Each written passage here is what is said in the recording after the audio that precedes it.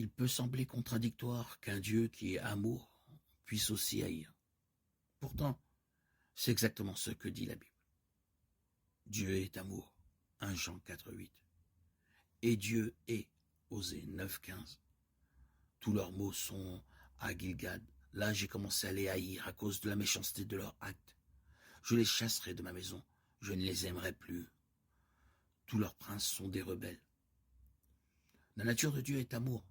Il fait toujours ce qui est le mieux pour les autres. Et il est ce qui est contraire à sa nature. Il est ce qui est contraire à l'amour. Personne ne devrait être surpris d'apprendre que Dieu déteste certaines choses. Il nous a créés avec la capacité d'aimer et de haïr, et nous reconnaissons que la haine est parfois justifiée. Nous haïssons naturellement les choses qui détruisent ce que nous aimons. Cela fait partie de notre être créé à l'image de Dieu. Le fait que nous soyons tous souillés par le péché signifie que notre amour et notre haine sont parfois déplacés. Mais l'existence de la nature pécheresse ne nie pas notre capacité donnée par Dieu à aimer et à haïr. Il n'y a aucune contradiction entre le fait qu'un être humain puisse aimer et haïr. Il n'y a pas non plus de contradiction entre le fait que Dieu puisse aimer et haïr.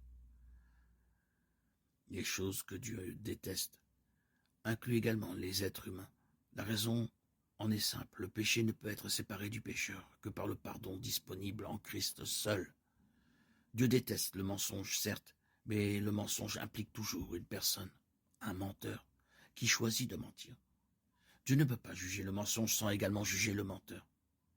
Avant qu'une personne ne se répande et ne croie au Seigneur Jésus-Christ, elle est l'ennemi de Dieu. Le roi David a écrit « Tu n'es pas un Dieu qui prend plaisir à la méchanceté, le mal ne peut pas habiter avec toi. » Lorsque la Bible parle de la haine de Dieu, l'objet de sa haine est le péché et la méchanceté.